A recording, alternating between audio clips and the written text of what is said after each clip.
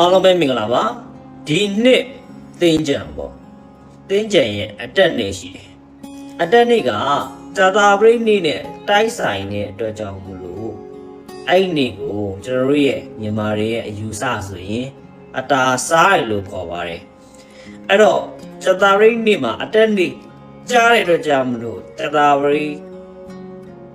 နေ့မှာဖွားမြင်တဲ့သူတွေအကုန်လုံးကအတာစားတယ်လို့လေ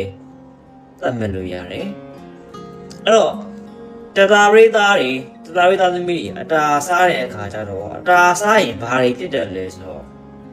အတာစားတဲ့နှစ်မှာအတာမချေဘူးဆိုရင်တန်ဆိုးတာတွေအစင်မပြေတာတွေဘေးရန်တွေများတာတွေအနောက်ရှက်တွေများတာတွေနော်အစောအဒီကဲကဟိုကနော်တိုင်းပြည်တွေမကောင်းလို့နော်နေထိုင်နေအဆင်မပြေလို့ကိုယ့်အနေကိုကန်နေစိုးနေရတယ်ကန်တရားကလာပြီးတော့ထပ်ဆောင်ပြီးတော့ပေါ့နော်ထပ်ဆင်ပြီးတော့မှထပ်ပြီးတော့ကန်စိုးတာတွေထပ်ဖြစ်လာမယ်ဆိုရင်တော့ဒီနှစ်ကလူလဲခံမှန်းနေလို့လည်းပြောလို့ရတယ်အဲ့ဒီအပြင်ကိုကျွန်တော်တို့ရဲ့မြန်မာသက္ကရာပေါ့နော်ကောစာသက္ကရာကောစာမဟာဘုတ်ရပေါ့နော်သတာရိအိမ်ကမရဏအိမ်တွေကိုရောက်နေတယ်ဗျမရဏဆိုတာကန်ဆိုးတယ်လို့ပြောချင်တာနော်အဲ့တော့ဘယ်လိုခေါ်လဲဆိုတော့အတာလဲစားတယ်မရဏအိမ်တွေရောက်နေသတာရိသားတွေအနေနဲ့ကပြောရမယ်ဆိုရင်တော့ကုသိုလ်ကောင်းတဲ့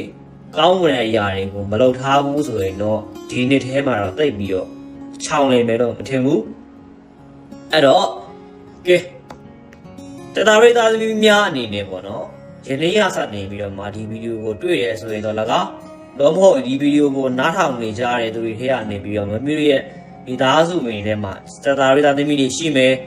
မိရဲ့တငယ်လေးတွေထဲမှာသတာရိသားသမီးတွေရှိရဲဆိုရင်တော့ဒီရေရာတွေကိုလှုပ်ပေးဖို့တိုက်တွန်းပေးစေခြင်းနဲ့နော်ရေရာတွေကိုလှုပ်လိုက်လို့ဗျာခင်ဗျားတို့ကံပိုကောင်းသွားပါတယ်လို့ဆိုတာထက်ရေရာကိုလှုပ်လိုက်ခြင်းအဖြစ်ကံလေးသက်သာသွားတယ်ဆိုရင်ကံလေးပိုကောင်းသွားတယ်ဆိုခင်ဗျားတို့ပိုစင်မပြေဘူးလားနော်ယုံနာမယုံနာအပါထားကျွန်တော်ကတော့လုံးစီခြင်းနဲ့အဲ့တော့သတာရိသားသမီးများအနေနဲ့ပေါ့နော်ဒီပြောရမယ်ဆိုရင်တော့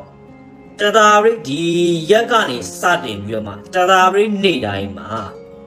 မိရဲ့အိမ်မှာရှိတဲ့ဘုရားမှာတပြေပန်းခတ်လို့ပူဇော်ပေးရပါတယ်ဒီနေရာမှာမေးကြတော့ရှိတယ်ဆရာတပြေမရှိဘူးဆိုရင်ဘယ်လိုလုပ်မလဲဆိုရင်တော့အခုမှထားပါတော့နိုင်ငံရဲ့ခြားကိုရောက်နေတဲ့သူတွေရှိကြလိမ့်မယ်အဲ့လိုရှိကြလိမ့်မယ်ဆိုရင်တော့မမိရဲ့အိမ်ညာဒီနိုင်ငံမှာရှိတဲ့သူတရားရောက်ကိုပေါ့နော်မိရဲ့နေနံတောက်မှာသွားပြီးတော့တတာရိနေတိုင်းမှာမနက်9:00နာရီနဲ့9:45အဲ့ဝန်းကျင်တွေမှာသွားပြီးတော့မှဒီတက်စိပူဇော်ပေးပါပြဿနာတစ်နှစ်ဆိုရင်တညွန့်ပေါ့ဗျာ10နှစ်ဆိုတော့10ညွန့်ပေါ့နော်16နှစ်ဆိုတော့16ညွန့်ပေါ့ဗျာအဲ့လိုမျိုးတွေလှူဒါန်းခိုင်းတာပါ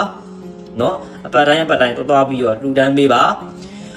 ပြီးရခါကျတော့မိမိတို့ရဲ့နေအိမ်နော်မိမိတို့ရဲ့နေအိမ်ပြောရနေအိမ်ပြီးရခါမှာအိမ်မှာရှိတဲ့ရေချမ်းကွက်နဲ့ပေါ့နော်ရေအေး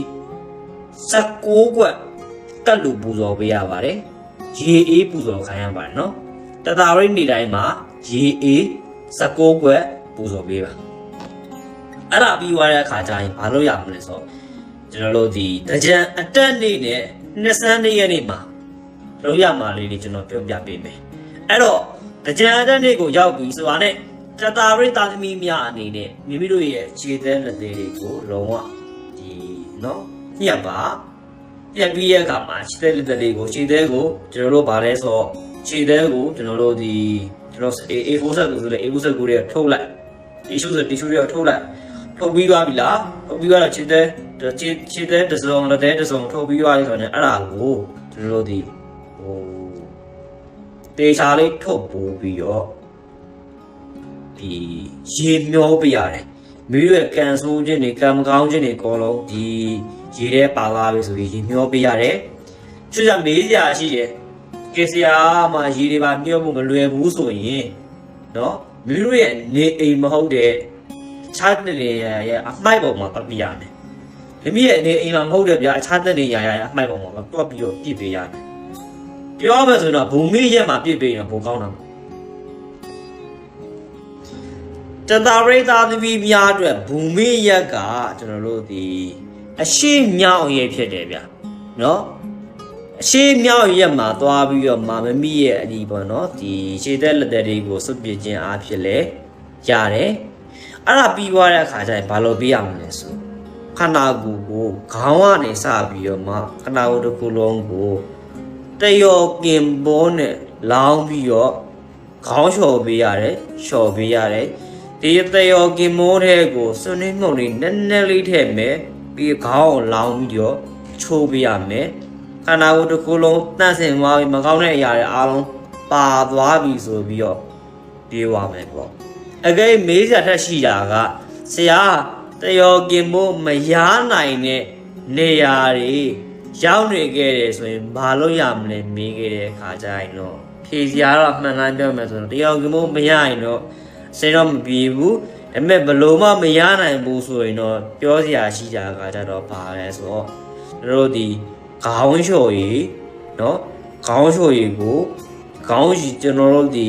ရေရှိရပေါ့เนาะရေတဲ့ကိုကျွန်တော်တို့စနစ်မော်လေးနည်းနည်းထည့်ပါပြီးသွားတဲ့အခါကျရင်စနစ်မော်နည်းနည်းထည့်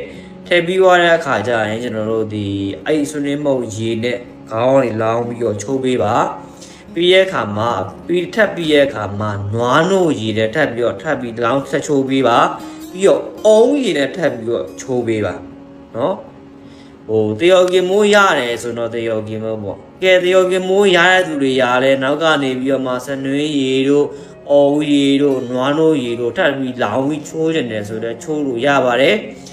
အားလုံးပြီးသွားတဲ့အခါကျရင်ကျွန်တော်တို့ဖျားစိတ်ရှိကိုသွားမယ်နော်ပြီးတဲ့အခါမှာမိတို့ရုပ်ဖက်ပူဇော်နေကြအတိုင်းရုပ်ဖက်ပူဇော်ပြီးတာကာလပေါ့နော်ဒီပြောရမယ်ဆိုရင်တော့ဒီအတန်းနေနဲ့ဒီပြောတော့ကြံကာလတော်တွေမှာဗျာကောင်းတဲ့ကိစ္စတွေကောင်းတဲ့စကားတွေကောင်းတဲ့အကြောင်းအရာတွေကိုပြောဆိုတာတွေလုပ်ပေးခြင်းအဖြစ်ပေါ်ပြီးအစီအစဉ်နိုင်တယ်ပေါ့ပြီးတဲ့အခါမှာပါလဲဆိုတော့ဗရဏအိမ်ထဲကိုရောက်နေတဲ့အတွက်ကြောင့်မလို့ဒီပြောအောင်ဆိုတော့ဒီဗရဏကိစ္စတွေရှိနေတတ်တယ်အဲကြောင့်မလို့ဒီမကောင်းတဲ့အရာတွေဖြစ်တဲ့အတွက်ကြောင့်မလို့ကျွန်တော်တို့အမင်္ဂလာတွေမဖြစ်ရလေအောင်ကျွန်တော်တို့နာရေးကူညီမှုအသိန်းတွေမှာသွားပြီးတော့မှဒီကျွန်တော်တို့ဒီဘာလို့ပြောလဲဆိုတော့လှူဒန်းပေးတာမျိုးတွေပေးရကမှာစေးရုံစေးကန်းတွေမှာသွားပြီးတော့မှစေးဘောဝါခါတွေသွားလှူဒန်းပေးတာမျိုးတွေဒါမျိုးတွေလုပ်ပေးပါဒါမျိုးတွေကူပေးပါပေါ့အဲ့ဒါဆိုရင်တော့တာဝေးသားသမီးများအနေနဲ့ဒီနေ့ထဲမှာအတော်ကြီးအစိမ်မြေချောမွေ့သွားပါလိမ့်မယ်အားလုံးပဲအစိမ်မြေချောမွေ့ကြပါစေခင်ဗျာ